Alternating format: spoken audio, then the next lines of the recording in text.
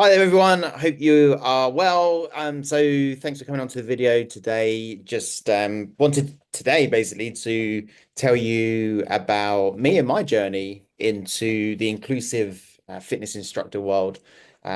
What drives me to be here, what I'm doing, where I'm going, and also, yeah, anything that I can do to inspire more people to do what I do, which is essentially support people and provide opportunities for those from marginalized communities.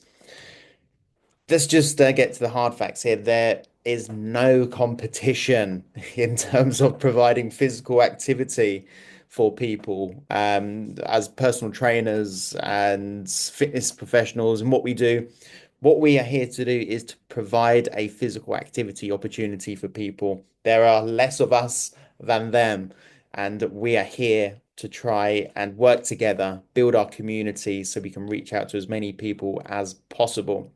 Okay, so why did I qualify as a personal trainer? Let's start with the way at the back. And it came from my childhood, my upbringing, always being around physical activity and sports, enjoying a variety of sports and things, and all the way through to what did I enjoy most at school? It was PE, and then at college I did PE A levels, and then I found myself working in a gym.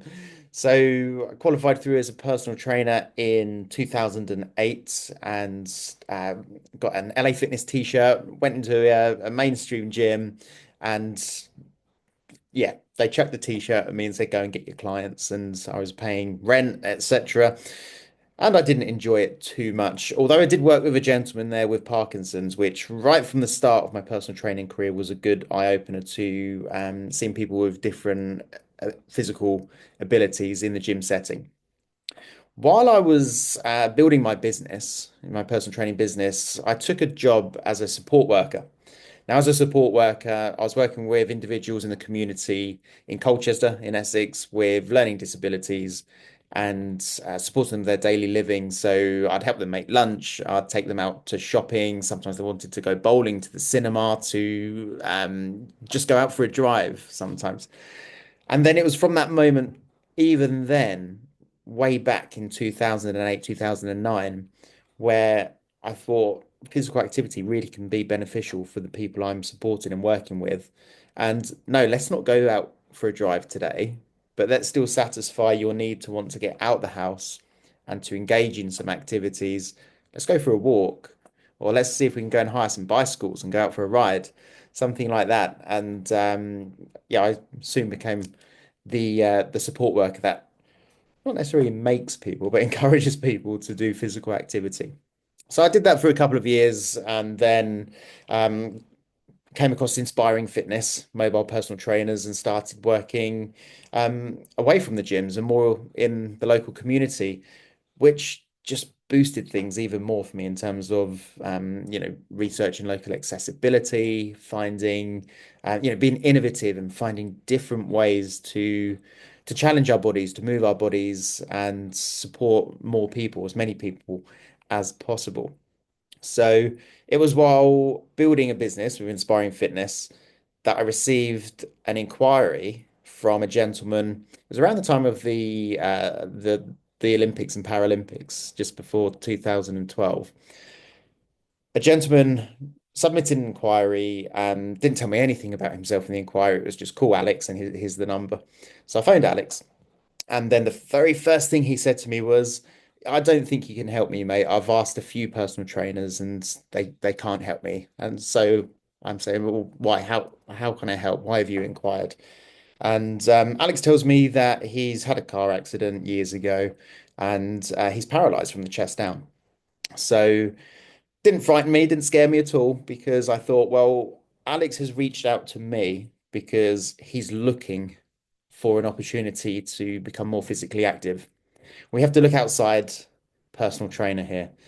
So we have to think more of a movement coach. How can we help people move? And if you are paralyzed from the chest down, that's the disability down there.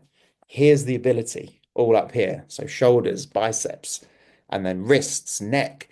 There's lots of things we can do. So I met Alex and he was obviously very happy with my um, my ability approach and forward thinking to, well, yeah, let's try, let's do this. And that's an important thing. Try. It's worth trying to see what we can do with our clients.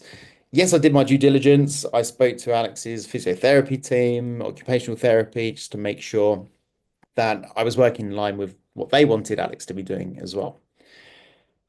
Very soon, I started training Alex 3 times a week for months and months, even years. And yeah, benefits for him just as an individual and what I've seen him achieve in his life. I'm still his personal trainer today, so 13 years in now. Um, as you can imagine, 13 years spends lots of time in an individual. We're very good friends now, and that's a really nice relationship to have from somebody who initially just reached out to me saying help, and me saying, "How can I help?" So yeah, I've seen really firsthand from Alex's lived experience of, the power of just giving somebody that opportunity to engage. So yeah, it was from working with Alex, learning about spinal cord injury, learning about other physical and mental health disabilities, and then putting yourself out there to say, well, this is what I do. This because I enjoy this. It's rewarding for me.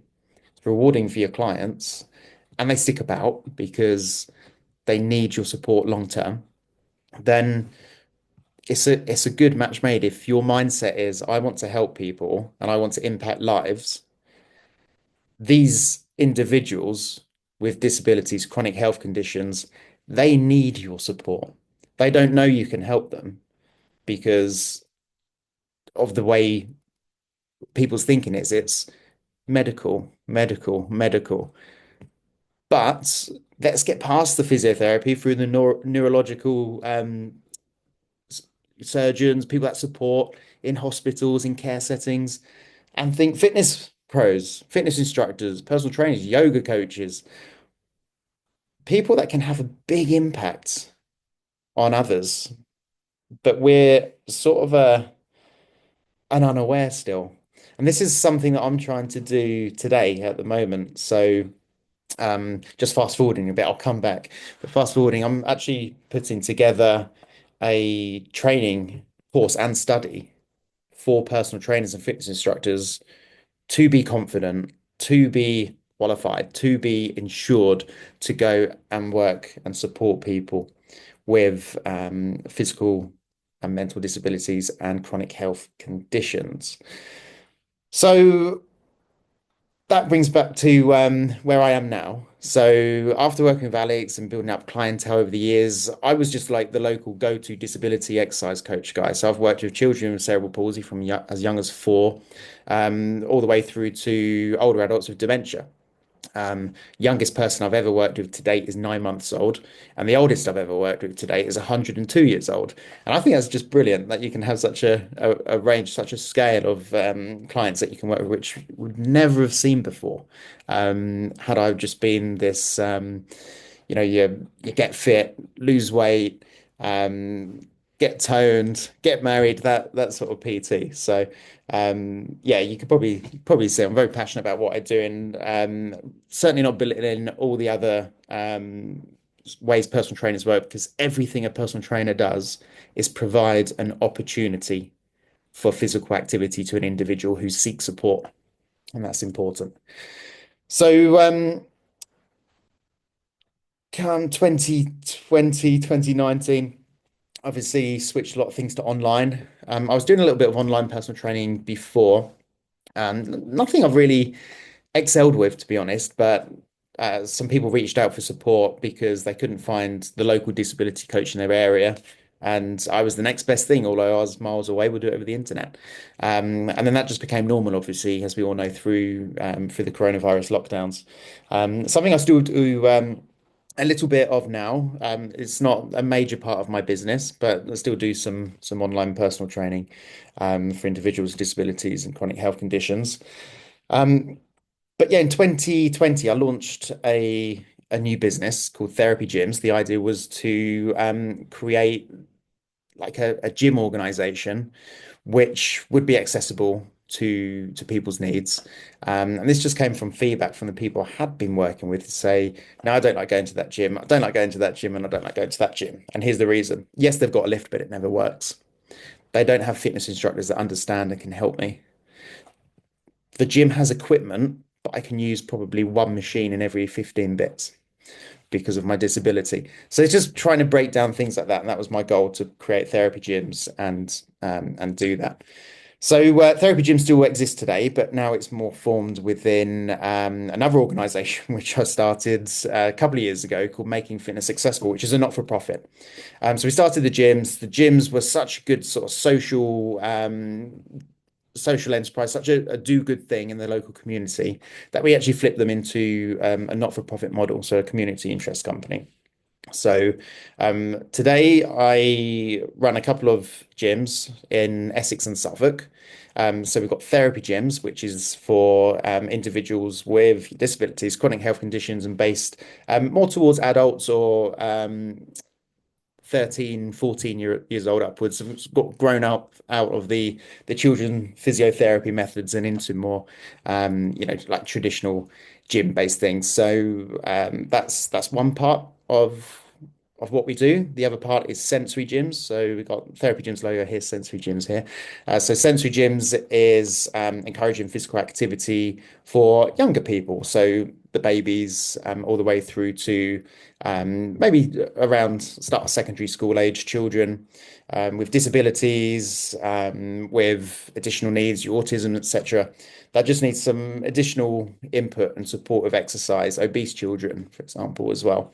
Although we do have some adults use the sensory space as well, because it still provides a benefit.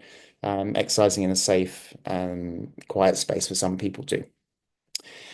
So, reason for telling you this is that what I do is, yes, I'm providing opportunities, but I'm also trying to create as many opportunities as I can. Not just in my local community in sort of on Essex Suffolk border, but nationally across the scale, to try to encourage and engage people with disabilities and health conditions into physical activity. But I can't do it by myself. And I do need people like yourselves, other personal trainers, who can join this amazing do good thing and support the people that are reaching out and need us to support them. So to really help me get started, to help you, I've got a survey which it would be really great if you could fill that out, please. So the link will be in the description of this video. So if you could just complete the survey and then just let me know, from a fitness professional's point of view, what's missing here in our learning, in our course, in our training. Why are we not learning about working with individuals with disabilities, chronic health conditions? What needs to be in these courses? What do you need to know to feel safe, to feel confident, to really feel that you can go and approach an individual, respond to an inquiry and say, yep, I can definitely help you because I've got this learning under my belt, or I understand autism because I've done this. Um, yes, I know how to support you with exercise. I know you shouldn't be lifting that load because it may affect you in this way. So there's things like that. I'm not doing any scaremongering here at all. I'm just saying we need to work together, to come together to deliver the best result. And that's what we want to do across the board here, because we're going to be supporting a lot of people. Um, Nationally, stats, 1 in 5 people in the entire population of the UK is registered, not just is registered disabled. 1 in 5 people, millions of people, and we can help them. We can help them. Sometimes we need to reach out to their care teams, to their medical teams, and say, I'm a personal trainer specializing in this. I'm inclusive. I can provide an accessible service to meet the needs and demands of your clients. They don't know we exist, but we do, and we can tell them. And it'll be feel good for us. Yes, it's good because we're doing good for our community. We're feeling good. We're earning money and feeling good from what we're doing. And from the client side, they're getting a service which is providing mental health, physical health benefits to themselves, changing lives. I've worked with people who have been working with physiotherapy teams who have been a bit, we're uh, we're NHS physio, and I don't think you should be doing that. So we're just going to get you doing this. And then I have somebody come to the gym and say, my goal is to stand up. I've not stood up for 4 years. This is a true story. So we start working on some leg strengths and pushing down into the floor and think, why can you not stand up? Have you tried standing up? No, I get hoisted everywhere. Okay, let's speak to the physio. This individual wants to stand up in the gym. Are you happy if we try?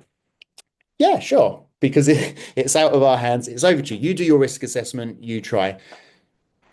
They hold on to gladiator bars on the wall, push your feet into the floor, up out the wheelchair, stood up.